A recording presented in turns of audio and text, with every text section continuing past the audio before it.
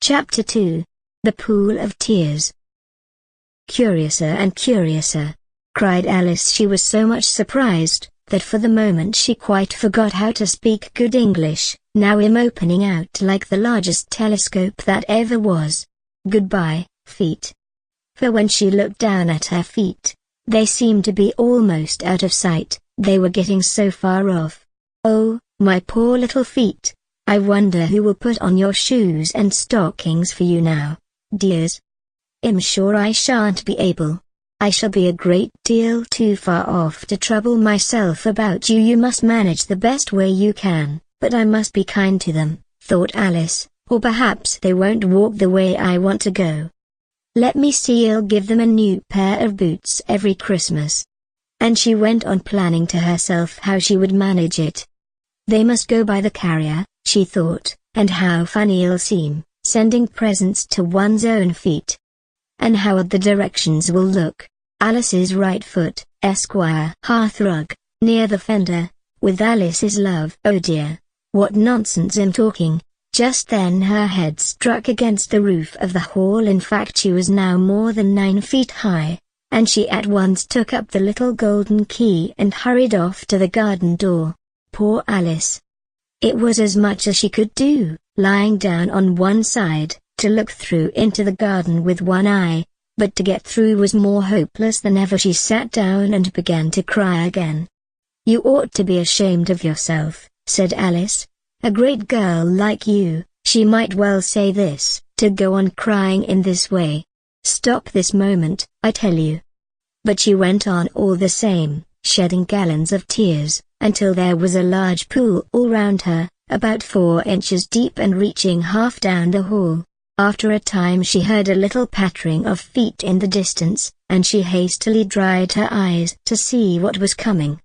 It was the White Rabbit returning, splendidly dressed, with a pair of white kid gloves in one hand and a large fan in the other. He came trotting along in a great hurry, muttering to himself as he came, "Oh, the Duchess, the Duchess. Oh, won't she be savage if I've kept her waiting?" Alice felt so desperate that she was ready to ask help of anyone, so, when the rabbit came near her, she began, in a low, timid voice, "If you please." So the rabbit started violently, dropped the white kid gloves and the fan, and scurried away into the darkness as hard as he could go. Alice took up the fan and gloves, and, as the hall was very hot, she kept fanning herself all the time she went on talking. "Dear, dear.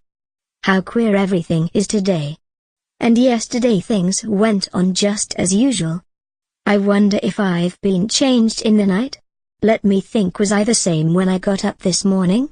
I almost think I can remember feeling a little different. But if I'm not the same, the next question is, who in the world am I? Ah, that's the great puzzle." And she began thinking over all the children she knew that were of the same age as herself, to see if she could have been changed for any of them. "I'm sure I'm not Ada," she said, "for her hair goes in such long ringlets, and mine doesn't go in ringlets at all, and I'm sure I can't be Mabel, for I know all sorts of things, and oh, she knows such a very little. Besides, she's she, and am I, and oh dear, how puzzling it all is. I'll try if I know all the things I used to know. Let me see, 4 times 5 is 12, and 4 times 6 is 13, and 4 times 7 is, oh dear. I shall never get to 20 at that rate. However, the multiplication table doesn't signify. Let's try geography. London is the capital of Paris, and Paris is the capital of Rome, and Romano. That's all wrong, I'm certain. I must have been changed for Mabel. I'll try and say, how doth the little, and she crossed her hands on her lap as if she were saying lessons, and began to repeat it, but her voice sounded hoarse and strange, and the words did not come the same as they used to do. How doth the little crocodile improve his shining tail, and pour the waters of the Nile on every golden scale? How cheerfully he seems to grin, how neatly spread his claws, and welcome little fishes in with gently smiling jaws. I'm sure those are not the right words, said poor Alice, and her eyes filled with tears again as she went on. "I must be Mabel after all, and I shall have to go and live in that poky little house, and have next to no toys to play with, and oh, ever so many lessons to learn. No, I've made up my mind about it. If Mabel Illinois stay down here, I'll be no use their putting their heads down and saying come up again, dear. I shall only look up and say who am I then? Tell me that first, and then, if I like being that person, I'll come up. If not, I'll stay down here till somebody else ape you." "Oh dear," cried Alice, with a sudden burst of tears, "I do wish they would put their heads down. I am so very tired of being all alone here." As she said this she looked down at her hands, and was surprised to see that she had put on one of the rabbit's little white kid gloves while she was talking. "How can I have done that?" she thought. "I must be growing small again." She got up and went to the table to measure herself by it, and found that, as nearly as she could guess, she was now about 2 feet high, and was going on shrinking rapidly. She soon found out that the cause of this was the fan she was holding, and she dropped it hastily, just in time to avoid shrinking away altogether. "That was a narrow escape," said Alice, a good deal frightened at the sudden change, but very glad to find herself still in existence. "And now for the garden." And she ran with all speed back to the little door, but, alas! The little door was shut again, and the little golden key was lying on the glass table as before. "And things are worse than ever," thought the poor child, "for I never was so small as this before, never.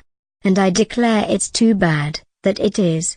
As she said these words her foot slipped, and in another moment, splash! She was up to her chin in salt water. Her first idea was that she had somehow fallen into the sea, and in that case I can go back by railway, she said to herself. Alice had been to the seaside once in her life, and had come to the general conclusion that wherever you go on the English coast you find a number of bathing machines in the sea, some children digging in the sand with wooden spades, then a row of lodging houses, and behind them a railway station. However, she soon made out that she was in the pool of tears which she had wept when she was 9 feet high. "I wish I hadn't cried so much," said Alice, as she swam about, trying to find her way out. "I shall be punished for it now, I suppose, by being drowned in my own tears. That will be a queer thing, to be sure. However, everything is queer today." Just then she heard something splashing about in the pool a little way off, and she swam nearer to make out what it was. At first she thought it must be a walrus or hippopotamus, but then she remembered how small she was now, and she soon made out that it was only a mouse that had slipped in like herself. Would it be of any use, now, thought Alice, to speak to this mouse? Everything is so out of the way down here, that I should think very likely it can talk. At any rate, there's no harm in trying. So she began. "Oh mouse, do you know the way out of this pool? I am very tired of swimming about here, oh mouse." Alice thought this must be the right way of speaking to a mouse. She had never done such a thing before, but she remembered having seen in her brother's Latin grammar, "A mouse of a mouse to a mousey mousey oh mouse." The mouse looked at her rather inquisitively, and seemed to her to wink with one of its little eyes, but it said nothing. "Perhaps it doesn't understand English," thought Alice. "I dare say it's a French mouse, come over with William the Conqueror." For, with all her knowledge of history, Alice had no very clear notion how long ago anything had happened. So she began again "Nous est marchat," which was the first sentence in her French lesson book. The mouse gave a sudden leap out of the water, and seemed to quiver all over with fright. "Oh, I beg your pardon," cried Alice hastily, afraid that she had hurt the poor animal's feelings. "I quite forgot you didn't like cats." "Not like cats?" cried the mouse, in a shrill, passionate voice. "Would you like cats if you were me?" "Well, perhaps not," said Alice in a soothing tone. "Don't be angry about it. And yet I wish I could show you our cat Dinah. I think you'd take a fancy to cats if you could only see her. She is such a dear quiet thing, Alice went on, half to herself, as she swam lazily about in the pool. And she sits purring so nicely by the fire, licking her paws and washing her fussy, and she is such a nice soft thing to nursey, and she's such a capital one for catching Michio. I beg your pardon, cried Alice again, for this time the mouse was bristling all over, and she felt certain it must be really offended. We won't talk about her anymore if you'd rather not. We indeed, cried the mouse, who was trembling down to the end of his tail. As if I would talk on such a subject. Our family always hated cats, nasty, low, vulgar things. Don't let me hear the name again. I won't indeed, said Alice, in a great hurry to change the subject of conversation. Are you fond of dogs? The mouse did not answer, so Alice went on eagerly. There is such a nice little dog near our house I should like to show you. A little bright-eyed terrier, you know, with such long curly brown hair. And it'll fetch things when you throw them, and it'll sit up and beg for its dinner, and all sorts of things he can't remember half of them, and it belongs to a farmer, you know, and he says it's so useful, it's worth £100. He says it kills all the rats and a deer, cried Alice in a sorrowful tone. I'm afraid I've offended it again. For the mouse was swimming away from her as hard as it could go, and making quite a commotion in the pool as it went, so she called softly after it, Mouse dear, do come back again, and we won't talk about cats or dogs either, if you don't like them. When the mouse heard this, it turned round and swam slowly back to her. Its face was quite pale with passion, Alice thought, and it said in a low trembling voice, let us get to the shore, and then I'll tell you my history, and you'll understand why it is I hate cats and dogs. It was high time to go, for the pool was getting quite crowded with the birds and animals that had fallen into it. There were a duck and a dodo, a lory and an eaglet, and several other curious creatures. Alice led the way, and the whole party swam to the shore.